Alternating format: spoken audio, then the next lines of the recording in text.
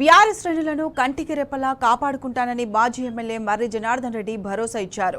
నాగర్ కర్నూలు జిల్లా అచ్చంపేట మండలంలో BRS party కార్యకర్తల ఆత్మీయ సమ్మేళనానికి ముఖ్య అతిథిగా మాజీ ఎమ్మెల్యే అచ్చంపేట ఇన్ఛార్జ్ మర్రి జనార్దన్ రెడ్డి హాజరయ్యారు.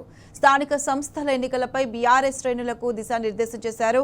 కాంగ్రెస్ ప్రభుత్వం ఇచ్చిన హామీలను ప్రశ్నిస్తే కొంతమంది పోలీసులు అక్రమ కేసులు బనాయిస్తున్నారని మండిపడ్డారు.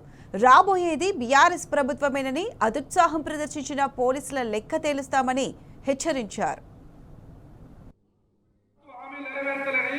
ఒక ఓటరుగా, ఒక తెలంగాణ ప్రాంత పౌరుడిగా అతను స్వేచ్ఛను బహిర్గతం చేస్తే పొద్దునే 6 గంటలకు 4 గంటలకు వచ్చి పోలీసులు ఇంటి ముందు నిలబడిపిస్తే అది ఎవరి కొరకు పనిచేస్తున్నారు? పోలీసులు ప్రభుత్వానికి పనిచేస్తున్నా, ప్రజలకు పనిచేస్తున్నారా?